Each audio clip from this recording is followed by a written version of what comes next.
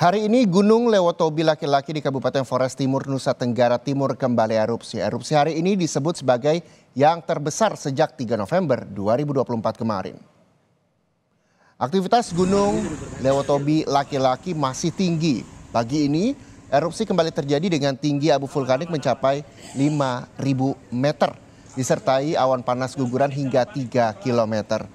Kapus Datin BNPB Abdul Muhar juga memastikan, Abdul Muhari ini juga memastikan masyarakat yang berada di radius 7 km dari Gunung Lewotobi laki-laki seluruhnya telah dievakuasi. Jalan penghubung antara Larantuka dan juga Sika untuk sementara ditutup akibat erupsi. Dan saudara, untuk mengetahui kondisi terkini kita akan menyapa jurnalis Kompas TV Renata Panggalo di Flores Timur, Nusa Tenggara Timur. Renata, bagaimana dengan nasib para pelajar yang menjadi korban erupsi Gunung Lewotobi hingga saat ini?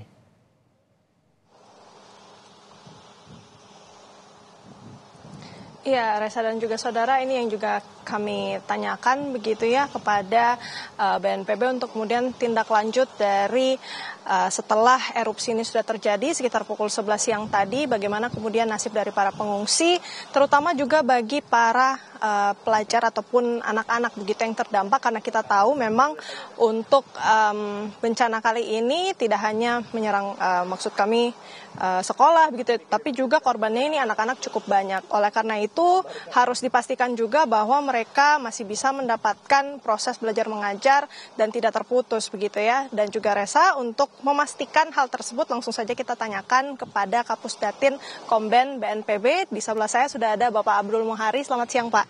Selamat siang, Mbak Renata. Pak Abdul Muhari, mungkin bisa dijelaskan nih Pak, ini kan sudah berjalan selama 4 hari pemantauan dari BNPB. Bagaimana nasib para pengungsi di sana khususnya untuk anak-anak? Proses kegiatan belajar mengajarnya seperti apa? Ya, dalam 4 hari ini memang proses belajar mengajar khususnya bagi siswa yang kebetulan ruang sekolahnya dipakai untuk pengungsian ya. Ini memang terhenti sementara dan kita harapkan dalam ini maksimal hanya dalam 1 minggu ini, karena BNPB tadi pagi sudah mendatangkan 10 tenda, dan kalau misalkan digabungkan dengan tenda yang ada di provinsi itu ada sekitar mungkin 20-an tenda. Ini kita akan gelar dalam 1-2 hari ini, termasuk juga tentu penyiapan alat perangkat untuk mengajar, papan tulis dan lain-lain. Nah, ini kita upayakan bisa selesai di minggu ini supaya awal minggu depan anak-anak ini bisa mulai untuk belajar. Dan tentu saja juga kita harus memperhatikan guru ya. Guru juga ada yang terdampak, kita akan pastikan kembali, kita berkoordinasi dengan Dinas Pendidikan Kabupaten Flores Timur dan Provinsi NTT. Baik, ini kan ada 2 posko yang dimana merupakan lokasi sekolah gitu ya Pak. Jadi kemudian masih dikoordinasikan untuk penanganannya. Nah, apakah dari 2 posko ini dengan adanya erupsi begitu ya Pak, apakah mereka akan terdampak juga nih Pak? Dan adakah kemungkinan akan dipindahkan poskonya atau seperti apa? Untuk sementara tidak, posko akan tetap ada di titik yang ada sekarang, tetapi sarana prasarana dan ruang belajarnya yang akan kita buat meskipun sifatnya sementara. Jadi meskipun nanti akan belajar di tenda, selama guru memiliki sarana dan prasarana untuk belajar, kami rasa proses belajar mengajar bisa kita mulai di minggu depan. Baik, untuk kegiatan belajar mengajarnya ini memang sudah dimulai sejak 4 hari lalu atau bagaimana Pak di sana? Dan apakah selama berada di sana mereka juga masih bisa belajar atau baru mulai setelah tenda-tenda itu baru bisa tiba?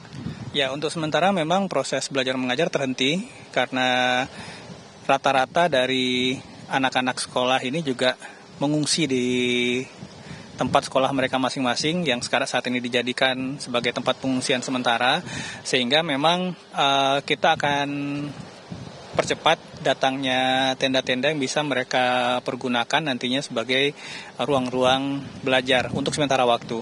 Jadi memang untuk titik pengungsian tidak akan dirubah, tetapi kita akan tambah tendanya supaya membuka atau menyediakan ruang untuk belajar sementara di tenda bagi siswa-siswa yang 2 titik ini sementara dipakai untuk pengungsian.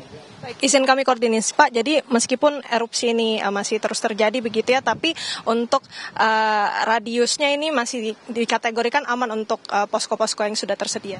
Ya, untuk titik pengungsian terdekat itu adalah Kampung Konga, itu ada sekitar lebih dari 10 km, sekitar radius 10 km dari titik puncak erupsi. Dan perlu kita sampaikan juga Mbak Renata dan pemirsa Kompas TV bahwa memang tadi pagi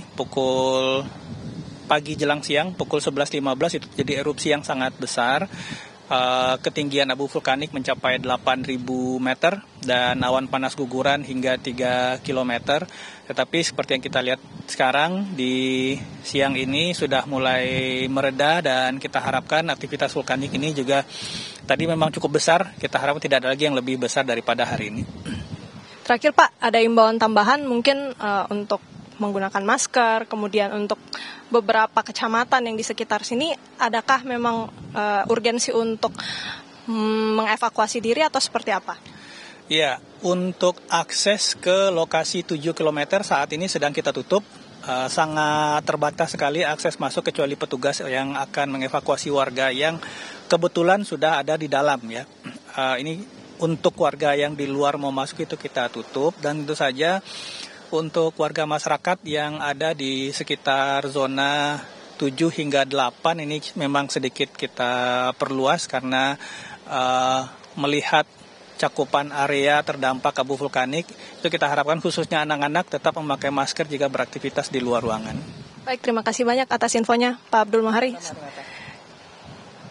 Ya, saudara dan juga Resa, itu dia tadi wawancara kami bersama dengan Kapus Datinkom dan BNPB Abdul Mohari. Kita sudah menanyakan bagaimana kemudian proses KBM, kegiatan belajar mengajar, dan memang yang info terbaru selama 4 hari pengamatan dari BNPB ini memang situasi belajar mengajar terpaksa harus berhenti karena resource sumber daya ini masih sangat diperlukan untuk kemudian dilengkapi sehingga kegiatan belajar mengajar bisa dilakukan.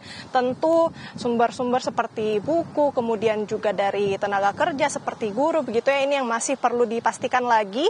Resa dan juga saudara, BNPB tentunya masih akan terus berkoordinasi dengan dinas terkait, baik itu dinas pendidikan maupun juga sosial, bagaimana kemudian bisa memastikan kegiatan belajar mengajar ini masih tetap berjalan, meskipun kita ketahui dari posko-posko yang tersedia ini ada 3, 2 diantaranya ini merupakan sekolah ataupun gedung sekolah sebenarnya. Resa.